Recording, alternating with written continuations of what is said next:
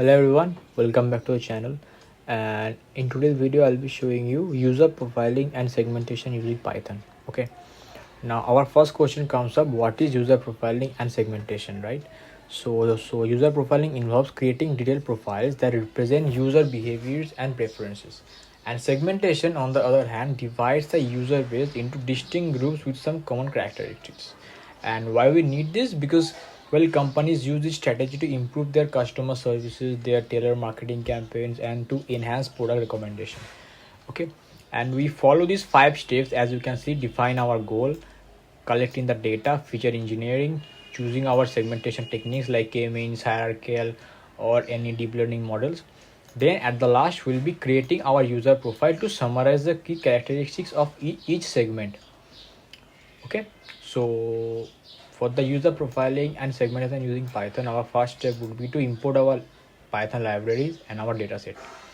And now the dataset we have is this one. As you can wait. So yeah, we have user ID, we have age, gender, all this kind of thing, and we have 1,000 entries. Okay, and this is just for some practice purpose. So yeah, we have imported pandas, matplotlib, seaborn. We have taken our read csv for the data, and this is our first 5 rows, right? And this is the overview of the data set. We have user ID, we have age, gender, location, language, education, likes and reaction, followed account, device usages, then time spent online on weekday and weekend. Then we have click-through rates, then we have conversation rate, then we have ad interaction time, we have income level, and we have top interest. Now before we go for the clustering, we need to do EDA, like data analysis. And before that we need to check is there any null value. So as you can see, we have no null values in this data set, so it will be better for us. Now for this exploratory data analysis, we need to visualize the distribution of some key demographic variables, like we have age, gender, education level, income level. Now for this we have plotted this distributions in count plot. As you can see, we have subplot for demographic distribution, age distribution, gender, education level, income level, right? So let me run this again, and here you could see, yes, we have age, gender, education, income, and here you could see that in the age the maximum amount of usage is 25 to 34. In gender we have female more than male.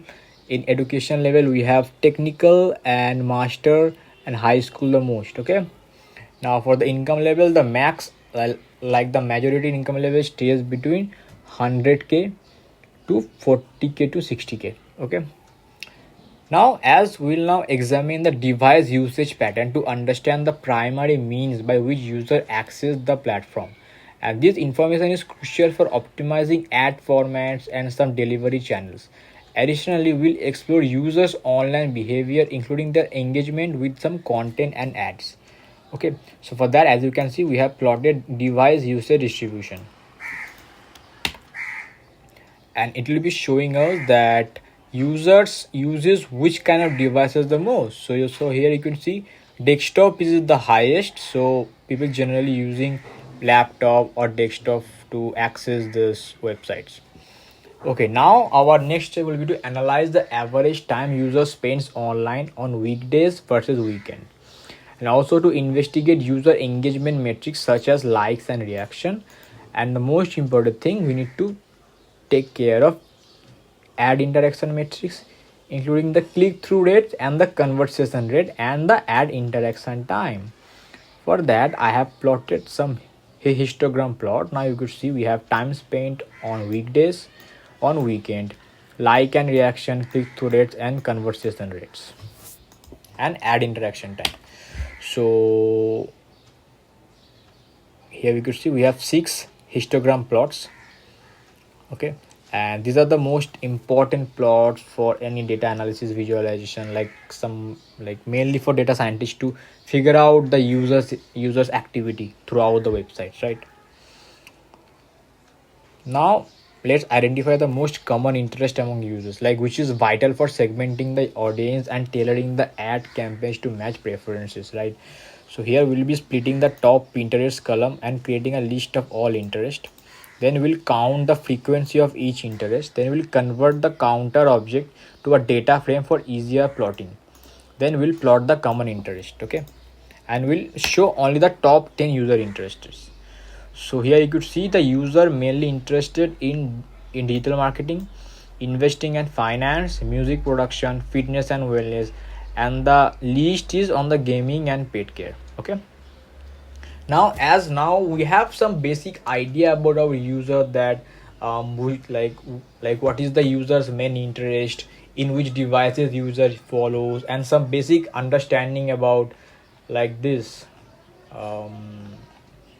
one, that time spent online, weekdays, weekend, click-through rates, conversation rate, ad interaction time. So we have a basic understanding about all the users. So now it will be best for us to segment the user into distinct groups, and for that we'll be using some criteria such as demographics, behavioral, and interest. Demographic means age, gender, income level, and education level.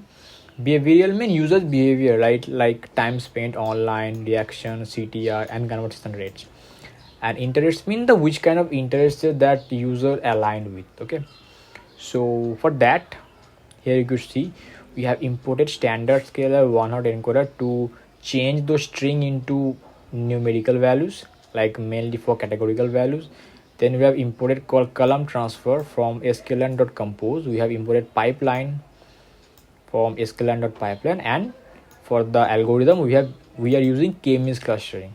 So first we have selected the feature for the clustering, and here we have selected age, gender, income level, time spent online, weekend, weekday, like and reaction, click-through rates. That's it.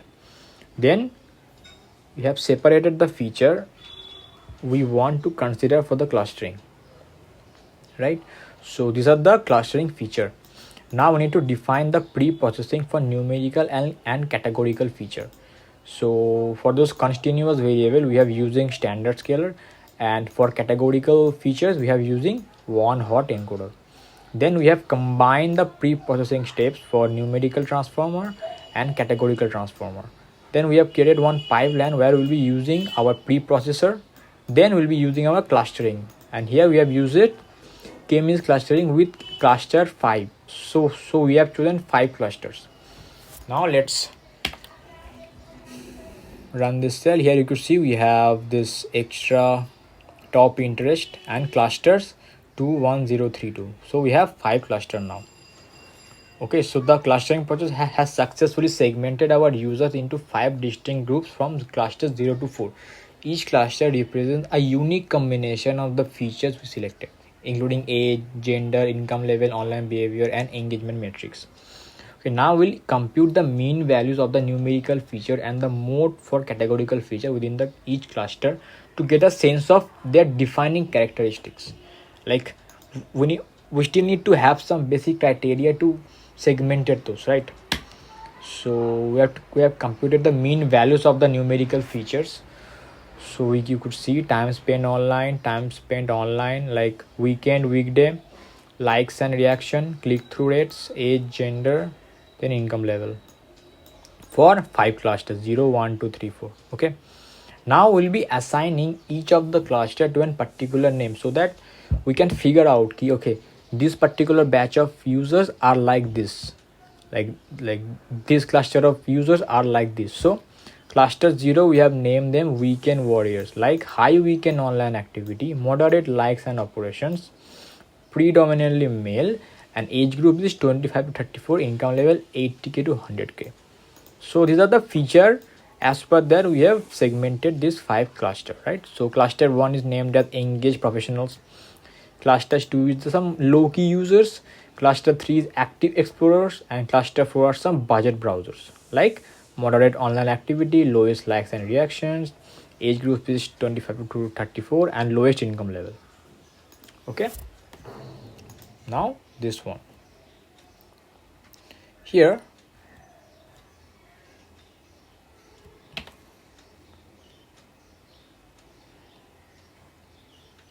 okay, so we have named these name to those each cluster. Now we need to create a visualization to kind of reflect this segment for our data scientists, so that they can easily understand each of those clusters behavior. So we have plot this. So let's plot this again. So yeah, so these are the user segment profile. Here you can see we have weekend warriors, engaged professionals, low-key users, active explorers, and some budget browsers.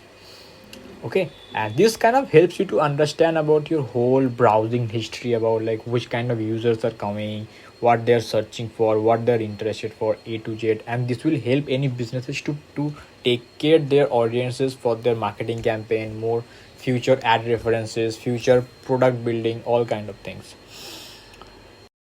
So yeah, thanks for watching. See you in the next video.